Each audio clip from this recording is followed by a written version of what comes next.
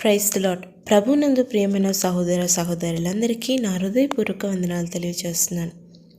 మీరందరూ బాగున్నారా? మీరందరూ బాగుండాలని నా అనుదిన ప్రార్థనలో నేను జ్ఞాపకం చేసుకుంటున్నాను. మీ అందరి ప్రార్థన విన్నపములను కామెంట్ రూపంలో తెలియజేయగలరు.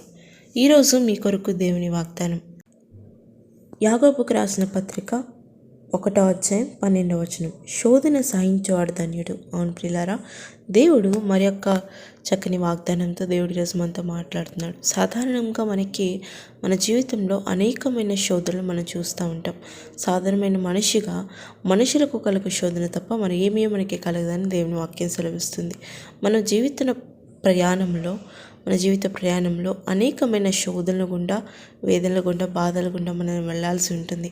అలాంటి సమయంలో ఎవరైతే అంతం వరకు సహిస్తారో వాళ్ళకి దేవుడు జీవ కిరీటం ఇస్తా అన్నాడు. అవును ప్రియులారా, ఈరోజు అనేక మంది వాళ్ళ జీవితంలో సంభవించిన కీడును బట్టి, వాళ్ళ జీవితంలో వాళ్ళు అనుభవిస్తున్న శోధనను, బాధను బట్టి వాళ్ళు ఏమంటారంటే, నేను దేవుని వల్ల శోధింపబడుతున్నాను, దేవుని వల్ల ఈ కీడుని నేను అనుభవిస్తున్నాను అని సాధారణంగా అవలీలుగా ఆ మాట వాళ్ళ నోట్లో వచ్చేస్తుంది. కానీ దేవుని వాక్యం సెలవిస్తుంది, దేవుడు కీడు విషయం శోధింపనేరడు, కానీ ఆయన ఎవరిని శోధింపడు గనుక ఎవడైనా శోధింపబడినప్పుడు నేను దేవుని చేత శోధింపబడుచున్నానని అనకూడదని దేవుని వాక్యం సెలవిస్తుంది. అవును ప్రియులారా, మన శోధనలు బట్టి దేవుణ్ణి ఎప్పుడు మనం నిందించకూడదు. మన దేవుడు పరిశోధకుడు కానీ ఆయన శోధకుడు కాదు. శోధకుడు ఎవరంటే సాతానుడు, అపవాదిని మనము శోధకుడు అంటాము.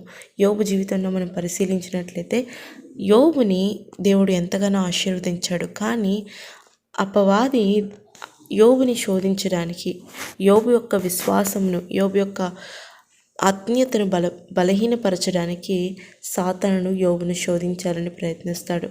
అటువంటి సమయంలో దేవుడు యోబుని పరిశోధించాలని, యోబు యొక్క విశ్వాసం, యోబు యొక్క సహనం ఎంత మాత్రం ఉందో తెలుసుకోవాలని, యోబు ఎంత మాత్రం దేవుని ప్రేమిస్తానని దేవుడు పరిశోధించాలనుకుంటారు.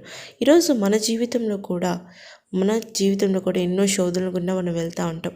అటువంటి సందర్భంలో మనము సహనంతో ఉంటున్నామా, లేదైతే దేవుణ్ణి దూషిస్తున్నావా? ప్రియ సహోదరి, ప్రియ సహోదరుడా, అనేక మార్లు మనకి దేవుని పైన నిందలు వేయడం అలవాటైపోతుంది. మనకి జీవితంలో ఏదైనా శోధన వచ్చినప్పుడు, ఏదైనా బాధ కలిగినప్పుడు సాధారణంగా మనుషులు దైవదూషణ చేస్తూ ఉంటారు. కానీ అటువంటి పాపం మనం ఎన్నడూ చేయలేదు ప్రియులారా. దేవుణ్ణి నిజంగా ప్రేమించే వారికి, అనగా ఆయన సంకల్పము చొప్పున పిలువబడిన వారికి మేలు కలుగుటై సమస్తము సమకూడి జరుగుచున్నవని ఎరుగుదుము.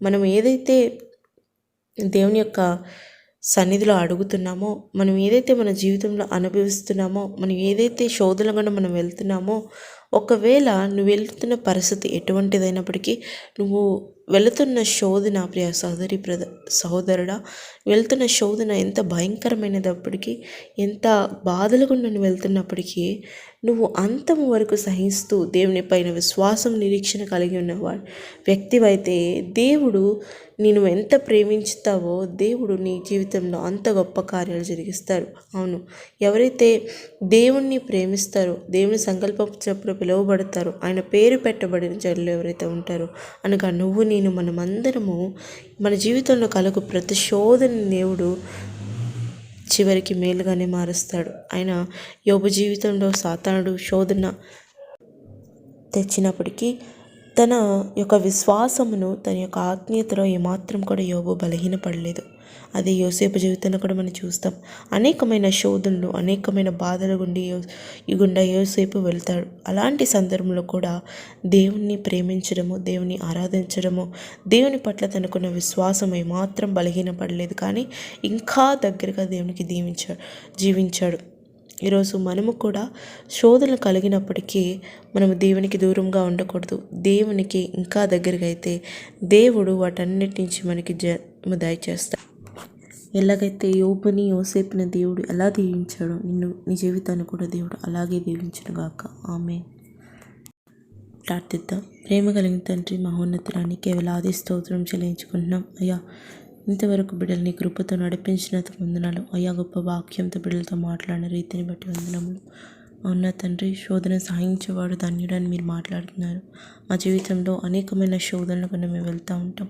అటువంటి సందర్భంలో మాకు సహనము, నిరీక్షణ ఎంతో అవసరం. బిడ్డల జీవితంలో కూడా ఎటువంటి శోధనల గుండా వెళ్తున్నా నాకు తెలియదు, కానీ అయ్యా యోసేపుకి మీరు ఎటువంటి నిరీక్షణ, విశ్వాసం కలిగించారు. అటువంటి విశ్వాసమును, నిరీక్షణను కూడా బిడ్డలకు కూడా మీరు కలిగించి ఆ శోధనను సహించి గొప్ప మేలు నుంచి పొందుకొని గొప్ప ఆశీర్వాదాలు పొందుకొని అనేక మందికి ఆశీర్వాదకరంగా ఆత్మీయతలో బలపడుతూ అయా జీవిస్తూ నీకు మహిమకరంగా జీవించే జీవితాన్ని బిడ్డలకు దయచేయమని, ఈ నామాన్ని మహిమపరచుకోమని యేసు శక్తిగల నామంలో ప్రార్థించి వేడుకుంటున్నాం నా తండ్రి.